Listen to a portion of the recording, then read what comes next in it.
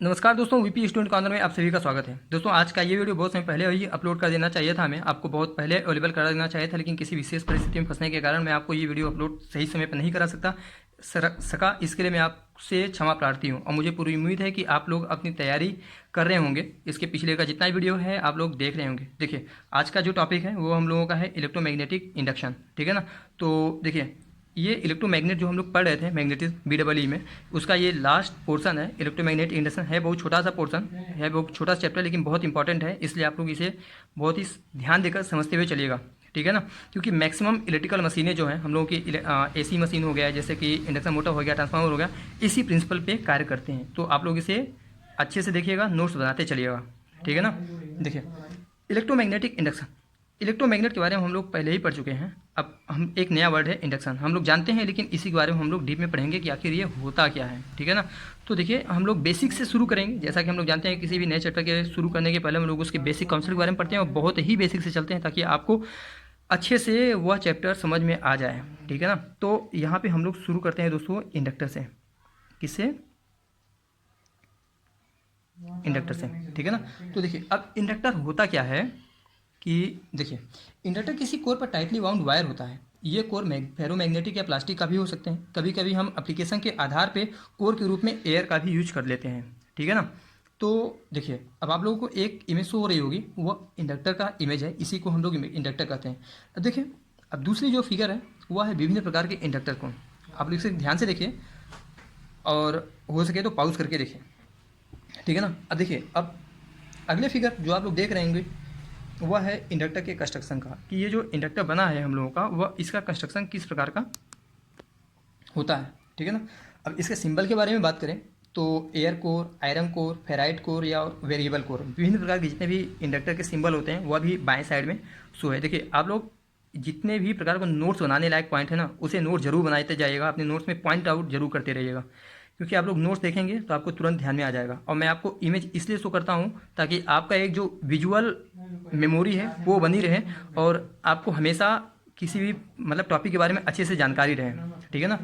तो देखिए, हम लोग अगर इलेक्ट्रिकल सर्किट की बात करते हैं तो इलेक्ट्रिकल सर्किट में दोस्तों जो रेजिस्टेंस होता है, रेजिस्टेंस का कार्य क्या होता है कि किसी भी सर्किट में फ्लो ऑफ करंट जो हो रहा है उसका विरोध करना, उसका अपोज करना, ठीक है ना। उसी प्रकार से हम लोगों का मैग्नेटिक सर्किट में इंडक्टर होता है, ठीक है ना। इंडक्टर किसी कॉइल में करंट वैल्यू की सडन चेंज का विरोध करती है। कहने का मतलब है कि यदि किसी कॉइल में करंट की वैल्यू अचानक बढ़ रही है, अचानक घट रही है, तो इंडक्टर इस परिवर्तन का विरोध करती है। इसके इसी प्रॉपर्टी को हम लोग इंडक्टेंस कहते हैं। क्या कहते हैं दोस्तों? इंडक्टेंस कहते हैं। तो करंट वैल्यू के सडन चेंज घटने या बढ़ने को क्या कहते हैं? मतलब sudden change of current value. तो कहने का मतलब क्या है दोस्तों? Change of current value. कहने का मतलब है कि rate of change of current की जो विरोध करता है, ठीक है ना, वही हम लोगों का इंडक्टर कहलाता है। तो आप लोग इसे ध्यान दीजिएगा। देखिए, रेजिस्टेंस की बात करें तो यह एक नेचुरल प्रॉपर्टी होती है, लेकिन इंडक्टेंस प्रॉपर्टी एक प्रोसेस होता है जिसे हम लोग जनरेट करते हैं, ठीक है ना। तो देखिए, आप लोग इसमें देखिए, इस फिगर में अभी हम लोग को आप लोगों को इस फिगर के बारे में अच्छे से समझाएंगे आगे जब हम लोग फैराडे लॉ पढ़ेंगे। तो इस फिगर में सोलेनोइड को वाइंडिंग किया गया है। जब हम AC सप्लाई इसमें देते हैं, जब हम इसमें AC सप्लाई देते हैं तो इसके अंदर जो प्रॉपर्टी आती है वही इंडक्टेंस प्रॉपर्टी होती है, ठीक है ना। अब हम लोग दोस्तों पढ़ेंगे कि किसके बारे में? इलेक्ट्रोमैग्नेटिक इंडक्शन के बारे में, ठीक है ना। देखिए, होता क्या है कि जब किसी कंडक्टर में हम लोग करंट फ्लो करते हैं, ये हो गया हम लोगों का कंडक्टर। जब हम लोग किसी कंडक्टर में करंट फ्लो करते हैं तो कंडक्टर के चारों ओर एक मैग्नेटिक फील्ड बन जाता है, ठीक है ना। तो जिसका फ्लक्स जो है कंडक्टर के चारों ओर सर्कुलर फॉर्म में होता है। जैसे मान लीजिए यही है और ये कंडक्टर है, जब इसमें हम लोग करंट इंड्यूस करेंगे तो इसके चारों तरफ सर्कुलर फॉर्म में क्या हो जाएगा? एक मैग्नेटिक फील्ड क्रिएट हो जाएगा, ठीक है ना। अब देखिए, अब ये जो है सर्कुलर फॉर्म में है, तो ये जो कंडक्टर जो है सेंटर पॉइंट से, मतलब ये जो सेंटर पॉइंट मान लीजिए इसके अंदर, ठीक है ना, तो 90 डिग्री का एंगल बना रहा है। आप लोग समझ रहे होंगे मैं जो कहना चाहता हूँ, ठीक है ना। तो अब जैसे जैसे हम लोग करंट वैल्यू बढ़ाते जाते हैं वैसे वैसे मैग्नेटिक फील्ड स्ट्रांग होता जाता है। अब यदि कंडक्टर को कॉइल के फॉर्म में बनाया जाए, मतलब ये जो कंडक्टर है इसे हम लोग कॉइल के फॉर्म में बनाएं, मतलब ये इंडक्टर के फॉर्म में, ठीक है ना, तो उसके प्रत्येक सेक्शन पे जो मैग्नेटिक फील्ड है आपस में जुड़ जाता है। अब यदि कॉइल में नंबर ऑफ टर्न्स बढ़ाया जाए तो प्रत्येक सेक्शन पे मैग्नेटिक फील्ड सेचुरेट डिवाइड हो जाता है, विभाजित हो जाता है, ठीक है ना। देखिए, अब यदि मैग्नेटिक फील्ड के फ्लक्स से कंडक्टर कटता है तो कंडक्टर में ईएमएफ उत्पन्न हो जाता है, ठीक है ना। तो जब कभी लिंक्ड फ्लक्स चेंज होता है, मतलब परिवर्तित होता है, तो कॉइल में ईएमएफ या वोल्टेज उत्पन्न हो जाता है। ईएमएफ क्या एक प्रकार का वोल्टेज ही है, वही करने वाला। अब यही पूरा प्रोसेस जो हम लोगों का होता है वही दोस्तों कहलाता है इलेक्ट्रोमैग्नेटिक इंडक्शन। देखिए, अगर आप लोगों को समझ में आ गया तो ठीक है, नहीं समझ में आएगा तो सिर्फ धैर्य बनाए रखिए, आगे अच्छे से समझ में आएगा, ठीक है ना। अब देखिए, कॉइल मतलब इंडक्टर में जब फ्लक्स लिंक कैसे करता है, चेंज कैसे होता है, ईएमएफ इंड्यूस कैसे होता है, ये सब हमें समझना ज़्यादा जरूरी है, क्योंकि यही हमारा बेसिक कॉन्सेप्ट है, मेन कॉन्सेप्ट है, जिसे समझना हमें बहुत ज़्यादा जरूरी है। क्योंकि मैक्सिमम इलेक्ट्रिकल मशीन जैसे ट्रांसफार्मर हो गया, इलेक्ट्रिकल मोटर हो गया आदि इसी प्रिंसिपल पे कार्य करते हैं, तो हम लोग इसे अच्छे से समझेंगे, ठीक है ना। देखिए दोस्तों, अब हम लोग पढ़ेंगे Faraday law of electromagnetic induction, ठीक। क्योंकि तो क्या होगा, Faraday law of electromagnetic induction. तो देखिए, फैराडे ने दो लॉ दिए थे, एक होता है फैराडे फर्स्ट लॉ और जिसे कहते हैं, और दूसरा है फैराडे सेकेंड लॉ, ठीक है ना। तो अब ये देखिए, अब होता क्या है फैराडे फर्स्ट लॉ में। सबसे पहले आपकी जानकारी के लिए हम बता दें कि जो फैराडे लॉ होते हैं, फैराडे का इलेक्ट्रोमैग्नेटिक इंडक्शन जो होता है वह इंड्यूस्ड ईएमएफ का मैग्नीट्यूड फाइंड आउट करने के लिए यूज करते हैं। इंड्यूस्ड ईएमएफ का मैग्नीट्यूड को फाइंड आउट करने के लिए, ये पूछा गया क्वेश्चन है, इसीलिए मैं यहाँ पे लिख दे रहा हूँ, मैग्नीट्यूड फाइंड आउट करने के मतलब पता लगाने के लिए, ठीक है ना। तो आप लोग इसे नोट कर सकते हैं अपने नोट्स में। देखिए, अब फैराडे ने इलेक्ट्रोमैग्नेटिक इंडक्शन के आधार पे दो नियम दिए हैं, जिसे हम लोग कहते हैं कि Faraday's laws of electromagnetic induction. तो दोस्तों देखिए, फैराडे का फर्स्ट लॉ क्या कहता है, जब किसी सर्किट या कॉइल से लिंक्ड मैग्नेटिक फ्लक्स में परिवर्तन होता है तो सर्किट में एक ईएमएफ इंड्यूस होता है। कहने का मतलब है कि when your magnetic flux linked with the circuit changes an EMF is always induced in it.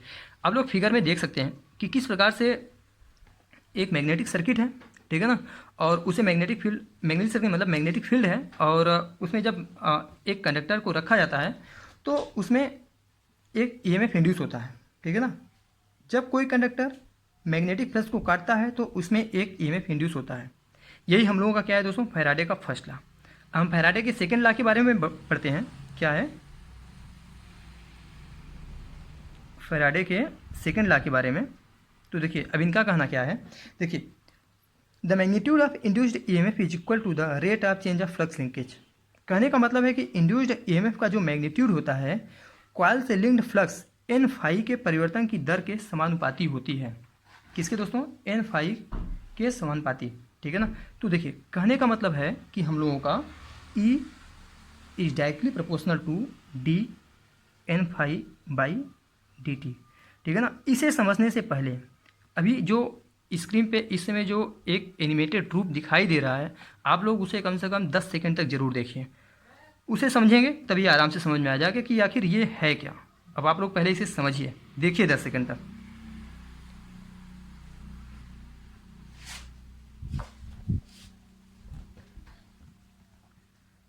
ठीक है ना। देखिए, अब आगे बढ़ते हैं। देखिए, फर्स्ट लॉ और सेकंड लॉ दोनों को समझना बहुत जरूरी है, आप लोग इसे समझिए, ठीक है ना। अब देखिए, अब हम अपने इस पे बढ़ते हैं, ठीक। देखिए, लिखा क्या है होता क्या है कि E is directly proportional to d N phi by D t, ठीक है ना। अब इसे हम लोग इस फॉर्म में भी लिख सकते हैं कि E is equal to N into d phi by D t, ठीक है ना।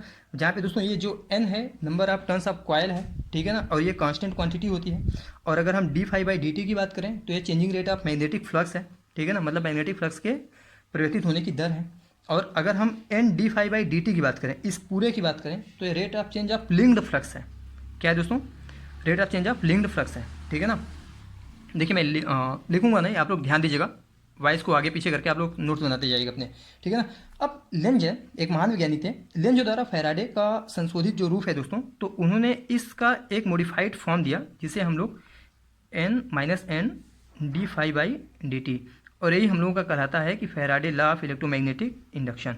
तो ये पूछा गया क्वेश्चन है, मैक्सिमम एग्जाम में पूछा गया है, कई बार पूछा गया है कि लेंज द्वारा फैराडे का संशोधित रूप क्या है, तो यही है, आप लोग इसे ध्यान दीजिएगा, ठीक है ना।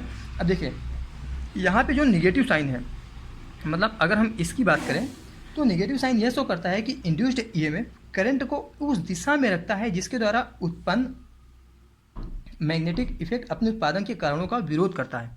ठीक है ना। आप देखिए जो एनिमेटेड वीडियो है आप उसमें आराम से देख सकते हैं, आसानी से देख सकते हैं कि किस प्रकार से यह विरोध कर रहा है किसका। ठीक है ना। अब देखिए, अब दोस्तों ये जो अगर हम इसके महत्व के बारे में बात करें कि इसका सिग्निफिकेंस क्या है फैराडे लॉ का, तो सबसे पहले हमने आपको पहले ही बता दिया कि यह इंड्यूस्ड ईएमएफ का मैग्नीट्यूड को फाइंड आउट करने के लिए यूज किया जाता है। ठीक है ना। इंड्यूस्ड ईएमएफ का मैग्नीट्यूड फाइंड आउट करने के लिए किया जाता है। ठीक है ना। अब फैराडे को नियमों के आधार पर ही DC generator, AC generator, transformer का निर्माण हुआ है। फैराडे का नियम जो होता है वह थर्मोकपल को छोड़ करके सभी सोर्स ऑफ इलेक्ट्रिक जनरेशन में लागू होता है। ठीक है ना। सिर्फ थर्मोकपल को छोड़ करके। ये भी पूछा गया क्वेश्चन है। देखिए अब एक नया वर्ड आया कि जो हम लोगों ने बताया कि ये जो लेंज लॉ के बारे में, ठीक है ना, ये जो निगेटिव पोर्शन है लेंज लॉ के आधार पे है। ठीक है ना, उनका सोच। तब ये लेंज लॉ क्या कहता है? देखिए दोस्तों, लेंज लॉ का जो स्टेटमेंट है उसे मैं पढ़ता हूँ, आप लोग ध्यान दीजिएगा। कहने में the direction of induced EMF, क्या कहा मैंने? The direction of induced EMF is always opposite to the direction of cause. ठीक है ना। इस प्रकार हम कह सकते हैं, कहने का मतलब है हमारा कि इंड्यूस्ड ईएमएफ हमेशा सप्लाई वोल्टेज का विरोध करती है और इंड्यूस्ड करंट जो होता है वो हमेशा सप्लाई करंट का विरोध करता है। ठीक है ना। देखिए कहने का मतलब है कि ये जो इंड्यूस्ड ईएमएफ है हम लोगों का दोस्तों सप्लाई वोल्टेज का विरोध कर रही है। सिर्फ एनिमेटेड वीडियो देखिए, उसी में पूरा समझ में आ जाएगा। ठीक है ना। और जो हम लोगों का इंड्यूस्ड करंट है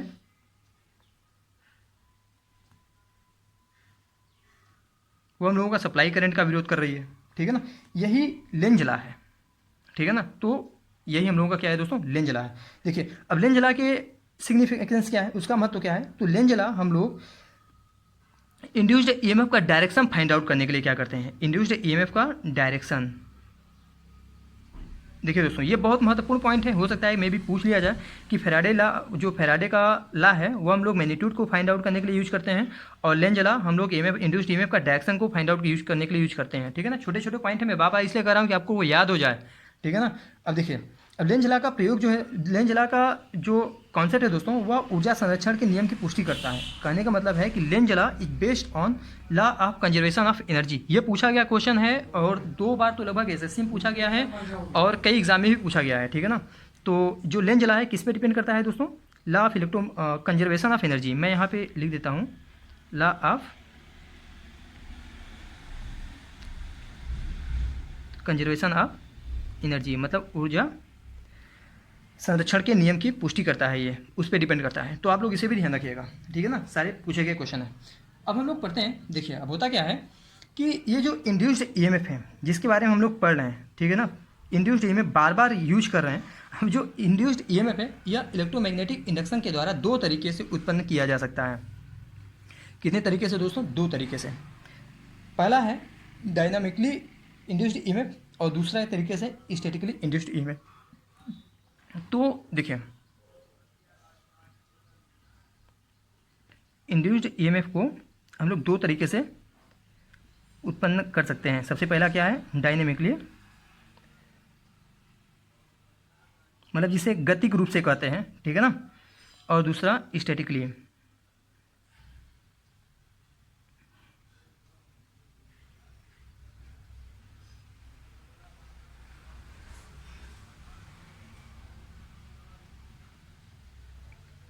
अब देखिए जो स्टैटिकली इंड्यूस्ड ईएमएफ है इसे भी हम लोग 2 तरीके से क्रिएट कर सकते हैं, उत्पन्न कर सकते हैं। कहने का मतलब है एक होता है self induced EMF, self induced EMF, और दूसरा होता है दोस्तों म्यूचुअल इंड्यूस्ड ईएमएफ।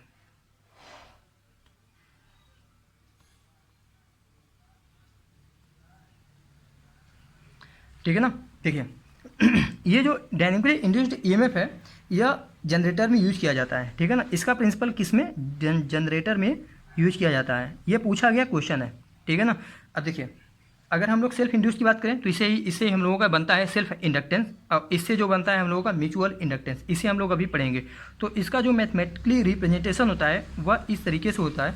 आप लोग अपने नोट्स में इस तरीके का जो डायग्राम है उसे ज़रूर बनाइएगा। ठीक है ना। ये माइनस का साइन है तो mdi/dt ये है। तो अब हम लोग इसके बारे में विस्तृत से पढ़ेंगे, डिटेल में पढ़ेंगे। देखिए सबसे पहले शुरू करते हैं डायनेमिकली इंड्यूस्ड ईएमएफ। तो देखिए होता क्या है, सबसे पहले देखते हैं कि when a conductor moves across constant uniform magnetic field at constant velocity. कहने का मतलब है कि जब कोई कंडक्टर किसी भी कांस्टेंट यूनिफॉर्म मैग्नेटिक फील्ड में एक कांस्टेंट वेलोसिटी के साथ घूमता है, ठीक है ना, तो कंडक्टर में एक ईएमएफ इंड्यूस होता है। तो यही जो हम लोगों का जो ईएमएफ इंड्यूस हुआ है, इसे ही हम लोग डायनेमिकली इंड्यूस्ड ईएमएफ कहते हैं, ठीक है ना। देखिए आप लोग को सामने एक इमेज शो कर रहा होगा, ठीक है ना। इसमें आप लोग आराम से देखिए, दिया क्या है कि मैग्नेटिक फील्ड में घूमने वाला एक कंडक्टर कंडीशन को शो किया गया है किसी कंडक्टर में। अब जब किसी कांस्टेंट यूनिफॉर्म मैग्नेटिक फील्ड में एक मूविंग कंडक्टर को रखा जाता है, तो उसमें जो इंडक्टर ईएमएफ इंड्यूस होता है, तो उसे हम लोग निम्न फार्मूले से फाइंड आउट करते हैं। वो होता है दोस्तों E = BLV वोल्ट, ठीक है ना। अगर कंडक्टर जो है थीटा एंगल से हम लोगों का एंगल बना रहा है, ठीक है ना, अभी मैं बताऊंगा इस तीनों इमेज के माध्यम से, और जो इमेज शो रही होगी स्क्रीन पे आप लोग उसमें भी आराम से ध्यान से देख सकते हैं, ठीक है ना। तो अगर कोई जैसे कंडक्टर थीटा एंगल बना रही है, तो उसके लिए फार्मूला क्या हो जाता है, E = BLV sin theta volt, ठीक है ना।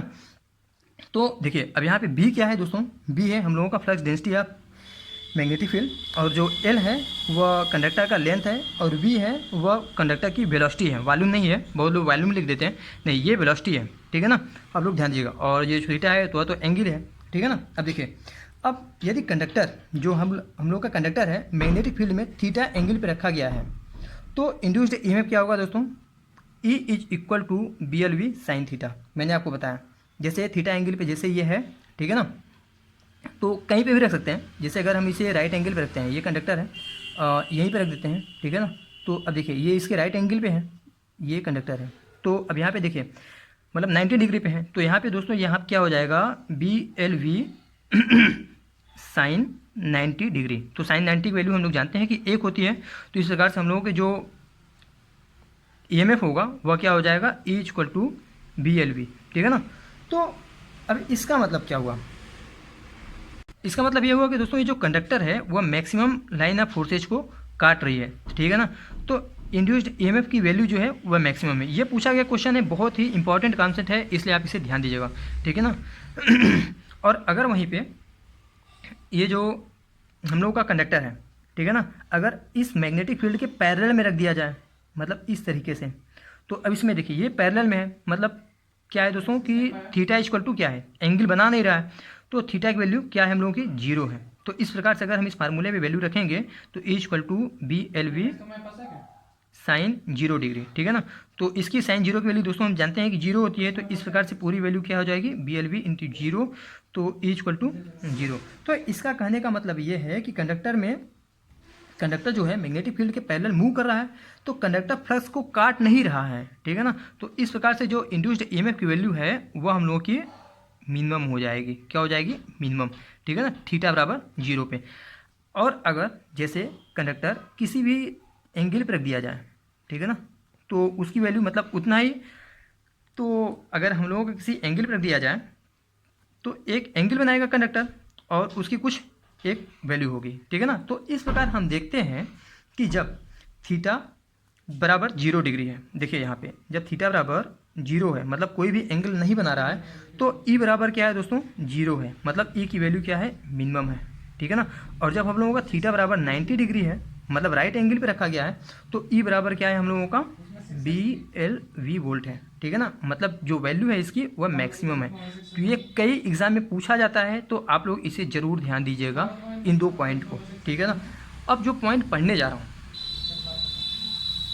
देखिए कहने का मतलब है कि किसी मैग्नेटिक फील्ड में इंड्यूस्ड ईएमएफ और करंट का डायरेक्शन फ्लेमिंग के राइट हैंड रूल के द्वारा फाइंड आउट करते हैं, ठीक है ना। मैंने क्या कहा, किसी मैग्नेटिक फील्ड में, जैसे ये मैग्नेटिक फील्ड है तीनों, ठीक है ना, तो इंड्यूस्ड ईएमएफ व करंट का डायरेक्शन, जो इस कंडक्टर में ईएमएफ इंड्यूस हुआ है और जो करंट है उसका डायरेक्शन फाइंड आउट करने के लिए हम लोग फ्लेमिंग के राइट हैंड रूल का यूज करते हैं। इसके बारे में मैंने आपको पिछले चैप्टर में बताया था, तो आप लोग इसे ज़रूर ध्यान दीजिएगा, ठीक है ना।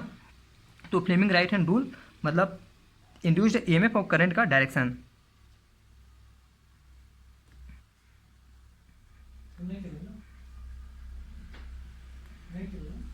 करंट का डायरेक्शन को फाइंड आउट करने के लिए आप लोग इसे जरूर ध्यान दीजिएगा, ठीक है ना। अब देखिए, अब हम लोग पढ़ते हैं किसके बारे में, जो हम लोगों का था स्टैटिकली इंड्यूस्ड ईएमएफ के बारे में। किसके बारे में दोस्तों, देखिए यहाँ पे मैंने बताया था ना आपको ईएमएफ दो प्रकार से क्रिएट कर सकते हैं, तो ये वाला तो हो गया डायनेमिकली इंड्यूस्ड ईएमएफ, ठीक है ना। अब देते हैं स्टैटिकली इंड्यूस्ड ईएमएफ के बारे में, ठीक है ना। तो देखिए, अब इनका कहने का मतलब क्या हुआ कि the EMF induced by variation of flux is termed as statically induced EMF. कहने का मतलब है दोस्तों कि जब फ्लक्स का वेरिएशन होता है, ठीक है ना, तो फ्लक्स के वेरिएशन से उत्पन्न जो हम लोगों का ईएमएफ इंड्यूस होता है उसे ही हम लोग क्या कहते हैं, स्टैटिकली इंड्यूस्ड ईएमएफ, ठीक है ना। अब देखिए, जब किसी कॉइल के वेरिएबल फ्लक्स से उसी कॉइल में ईएमएफ इंड्यूस हो तो उसे ही हम लोग सेल्फ इंड्यूस्ड ईएमएफ कहते हैं, ठीक है ना। देखिए, आपको स्क्रीन पे एक इमेज शो हो रही होगी, उसमें आप लोग आसानी से अच्छे से समझ सकते हैं, ठीक है ना। देखिए, जब इस कॉइल में करंट फ्लो करते हैं तो होता क्या है दोस्तों, मैग्नेटिक फ्लक्स उत्पन्न होता है, ठीक है ना, कॉइल के चारों। देखिए, अब जब हम करंट में परिवर्तन करते हैं, मैं आपको फिगर बना के ही दिखा देता हूँ। देखिए,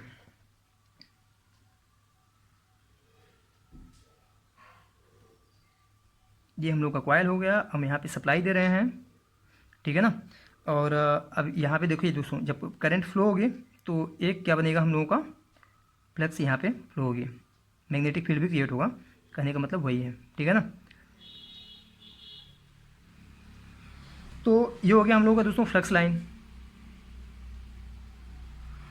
और देखिए, अब यहाँ पे जब हम लोग आई करंट फ्लो कर रहे हैं, ठीक है ना, तो देखिए कहने का मतलब वही है कि जब हम लोग कॉइल में करंट फ्लो करते हैं तो मैग्नेटिक फ्लक्स उत्पन्न होता है, ठीक है ना, कॉइल के चारों तरफ देख सकते हैं यहाँ पे।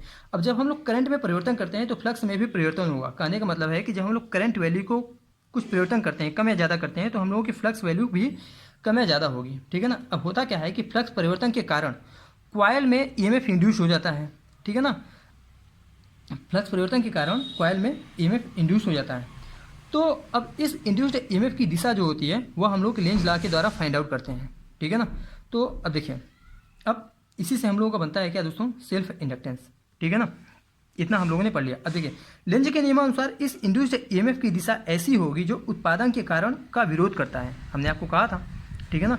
तो अब देखिए, इंड्यूस्ड ईएमएफ जो होता है वह करंट के कारण होता है। किसके कारण, मतलब करंट के कारण ना, करंट की जब हम लोग जब करंट देंगे तभी ईएमएफ इंड्यूस होगी, ठीक है ना। तो इसलिए ईएमएफ एक ऐसी करंट स्थापित करने की कोशिश करेगा जो करंट आई की विपरीत दिशा में हो, ठीक है ना। कहने का मतलब है कि अगर हम लोग एक ईएमएफ यहाँ पे इंड्यूस्ड हो गया था करंट के कारण, ठीक है ना, ये है, ठीक है ना, तो जो करंट है उसकी दिशा कुछ इस तरीके होगी, ठीक है ना।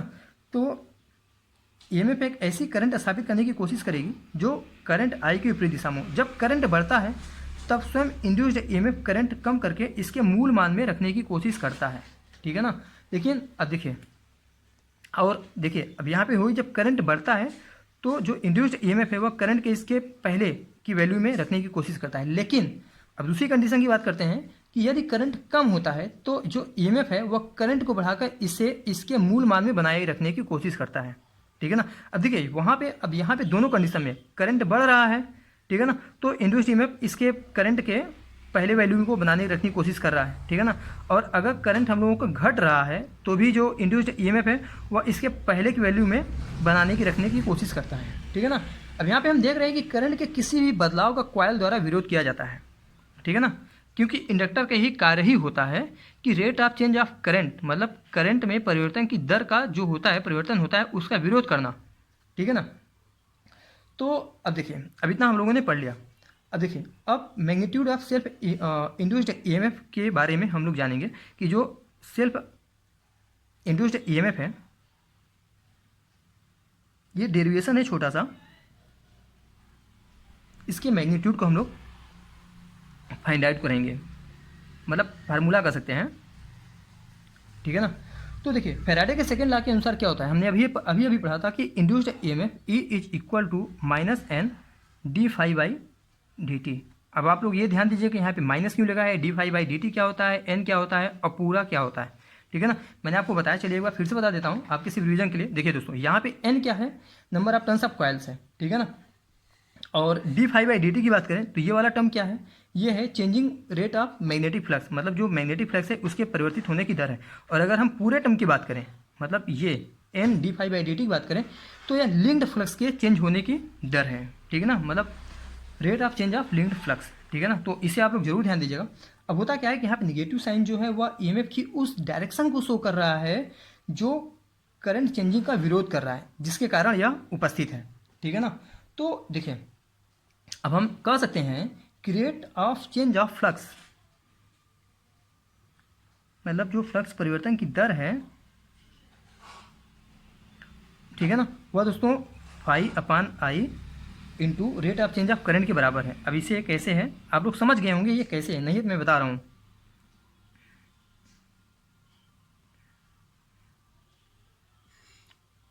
करंट है, ठीक है ना। तो जो फ्लक्स परिवर्तन की दर है वह करंट परिवर्तन की दर और फाई अपान आई के बराबर है, ठीक है ना।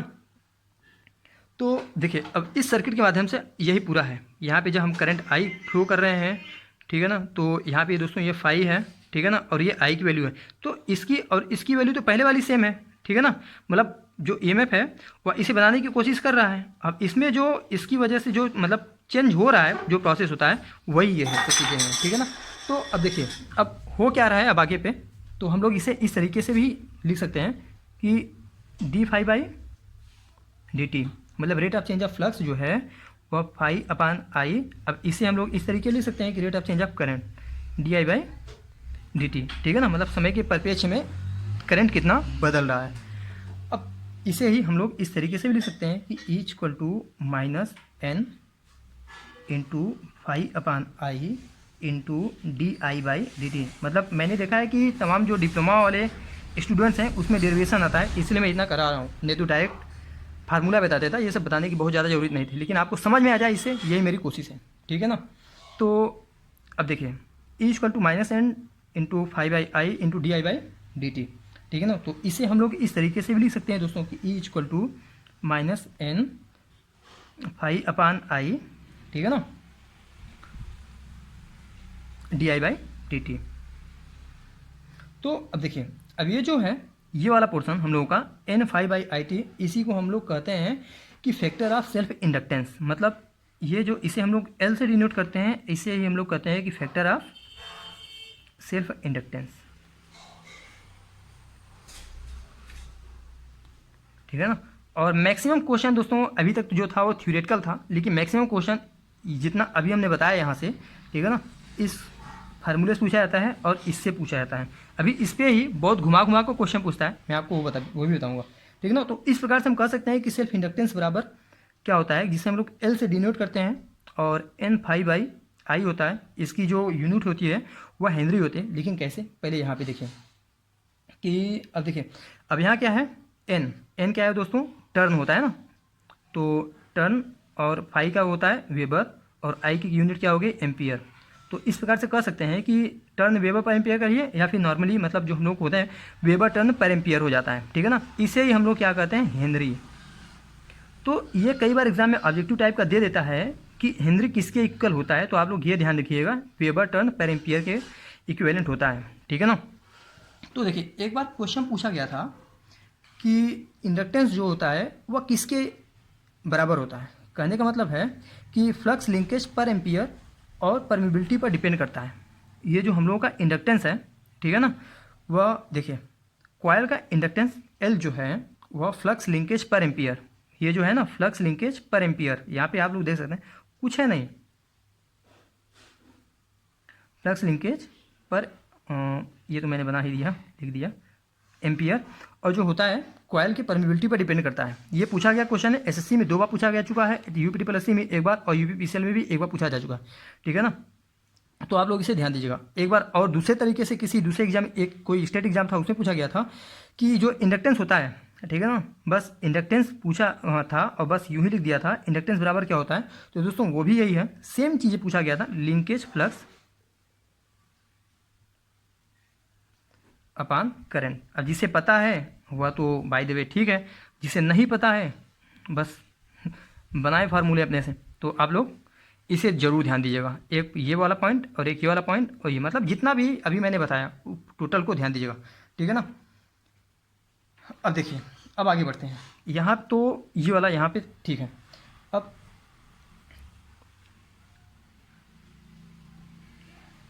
di/dt, इसे भी आप लोग ध्यान दीजिएगा, ठीक है ना। अब देखिए, ये भी बहुत इंपॉर्टेंट है। अब निगेटिव लेंज लॉ की वजह से आप लोग जानते हैं। अब हम लोग आगे बढ़ेंगे। देखिए, L बराबर हमने आपको क्या बताया, n∅/I, ठीक है ना। तो इसे मान लिया हम लोगों ने इक्वेशन 1, और हम लोग जानते हैं कि फाई बराबर क्या होता है, फ्लक्स इक्वल टू MMF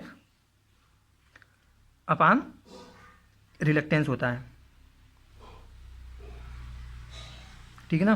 कहने का मतलब अब एम में बराबर क्या होता है दोस्तों, N/I, ठीक है ना, और रिलक्टेंस को हम लोग S से शो करते हैं, ठीक है ना।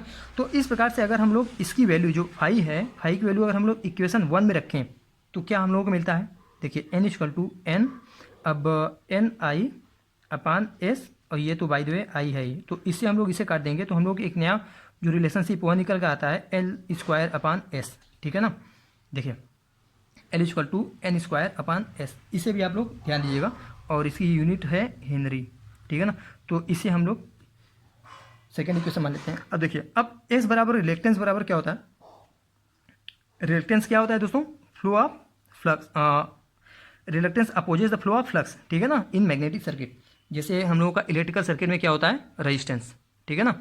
तो अब देखिए, अब होता क्या है कि अब S बराबर क्या होता है, रिलेक्टेंस बराबर 1/μ इंटू L/A, ठीक है ना। अब यही जो वैल्यू है हम लोग सेकेंड इक्वेशन में रखते हैं, तो यहाँ क्या हो जाएगा, L=N², ठीक है ना। अब अपान पूरे की रख लेते हैं 1/μ L/A, ठीक है। तो इस प्रकार यहाँ पे हम लोगों को मिलता क्या है, N²μA/L, ठीक। तो देखिए, अब हम लोग म्यू को जानते हैं कि म्यू बराबर क्या होता है, μ0μr, N² तो μ0 और μRA/L, और हम लोग जानते हैं कि अगर जो कोर है अगर एयर होगा तो उसके लिए μr बराबर 1 हो जाता है, तो यहाँ पे ध्यान देंगे, ठीक है ना। तो इस प्रकार से एक रिलेशनशिप हम लोगों का ये बना, दूसरा रिलेशनशिप हम लोगों का ये बना, और तीसरा रिलेशनशिप दोस्तों कि हम लोगों का ये बना। तो आप लोग ये इन तीनों को जरूर याद रखेंगे। कभी कभी डायरेक्ट फार्मूला ही रख के पूछ लेता है कि कौन सा रिलेशनशिप सही है, ठीक है ना। क्या होता है दोस्तों, कभी कभी सिर्फ रिलेशनशिप ही पूछ लेता है, और कभी कभी तो बस घुमा फिरा कर क्वेश्चन देता है और कुछ नहीं होता है। अब देखिए, यहाँ पे एक बहुत ध्यान देने वाली बात है, मैक्सिमम क्वेश्चन पूछा जाता है और कभी कभी थ्योरी पे भी कर लेता है कि L जो है वह नंबर ऑफ टर्न से किस प्रकार से रिलेटेड है। तो हम यहाँ पे डायरेक्टली देख लेते हैं कि L is directly proportional to N², मतलब नंबर ऑफ टर्न्स के डायरेक्टली नंबर ऑफ टर्न्स के स्क्वायर के प्रोपोर्शनल है। तो L is directly proportional to N², तो हम लोग कह सकते हैं कि जवाब जैसे अगर दो कॉयल हैं, ठीक है ना, तो L1/L2 दो कॉयल हैं, तो उन दोनों के बीच एक L1 हो गया, L2 हो गया, तो हम लोग इस तरीके से इसे डिनोट कर सकते हैं ना, स्क्वायर। तो आप लोग इसे ध्यान रखिएगा, मतलब कई बार पूछा गया है, मैं इसलिए बता रहा हूँ, नहीं तो आप लोग तो समझ में इतना आ ही गया होगा, ठीक है ना। अब ये तो हो गया सेल्फ इंड्यूस्ड ईएमएफ के बारे में, सेल्फ इंडक्टेंस के बारे में, ठीक है ना। अब हम लोग पढ़ते हैं म्यूचुअल इंड्यूस्ड ईएमएफ के बारे में। किसके बारे में दोस्तों, म्यूचुअल इंड्यूस्ड ईएमएफ के बारे में। अब आप लोग स्क्रीन पे एक इमेज शो हो रही है, उसे देख रहे होंगे आराम से, देखिए वही हम लोगों का म्यूचुअल इंड्यूस्ड ईएमएफ के बारे में है। टोटल म्यूचुअल इंडक्टेंस दो कॉयल के बीच होता है, ठीक है ना। देखिए, जब कॉयल ए में आई एम्पियर की करंट फ्लो होती है तो पल्सेटिंग टाइप का एमएफ बनेगा, ठीक है ना। अब इसलिए कॉयल ए में करंट चेंजिंग के कारण कॉयल बी में एक ईएमएफ इंड्यूस होगा। ध्यान दीजिएगा, मैं फिर से बोल रहा हूँ कि आखिर ये इमेज कह क्या रहा है, जो आपके सामने है, मेरी बातों को सुनिएगा। कह रहा है कि जब कॉयल ए में आई एम्पियर की करंट फ्लो हो रही है, ठीक है ना, तो पल्सेटिंग टाइप का एमएफ मैग्नेटिक फील्ड बनेगा। देखिए, अब इसलिए कॉयल ए में जब करंट चेंजिंग के कारण कॉयल बी में एक ईएमएफ इंड्यूस होता है, जिसे हम लोग म्यूचुअली इंड्यूस्ड ईएमएफ कहते हैं, ठीक। अब देखिए, अब इस इंड्यूस्ड ईएमएफ के कारण जो इंडक्टेंस हमें मिलता है उसे ही हम लोग कहते हैं म्यूचुअल इंडक्टेंस,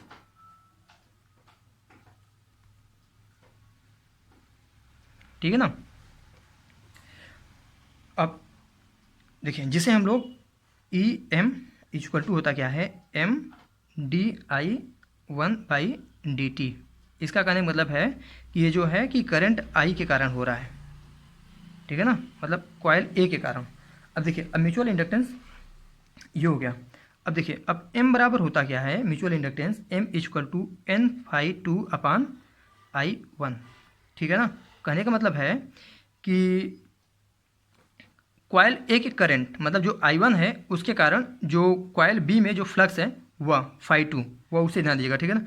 तो अब देखिए अब हम लोग यहाँ कह सकते हैं कि E/dI1/dt, ये यहाँ से आया, ठीक है ना, m की वैल्यू यहाँ को पुट कर दिया। तो इस प्रकार हमें क्या एक नया रिलेशनशिप मिलता है दोस्तों कि μ0 μr N1 N2/L। इसे आप लोग ध्यान दीजिएगा, ये काफ़ी बार पूछा गया है म्यूचुअल इंडक्टेंस के मामले में, ठीक है ना। तो देखिए इस प्रकार से अब हम लोग यहाँ पे आएँ तो इस रिलेशनशिप के माध्यम से हम लोग कह सकते हैं ना कि m is equal to N1 N2/S henry, क्योंकि रिलेक्टेंस बराबर एस बराबर हम लोग जानते हैं क्या होता है कि देखिए 1/μ L/A, ठीक है ना। तो ये जो है वही है, बस एस की वैल्यू यहाँ पे पुट कर दिया गया है। तो कुछ है नहीं, ये हो गया नॉर्मली। अब हम लोगों का देखिए इस प्रकार हम देखते हैं कि इंडक्टेंस दोस्तों दो प्रकार होता है, एक सेल्फ इंडक्टेंस, एक म्यूचुअल इंडक्टेंस, जिसके बारे में हम लोगों ने अच्छे से पढ़ लिया, ठीक है ना। अब एक छोटा सा पॉइंट और आता है, वो होता है दोस्तों कपलिंग कोफिशिएंट। क्या? Coupling coefficient.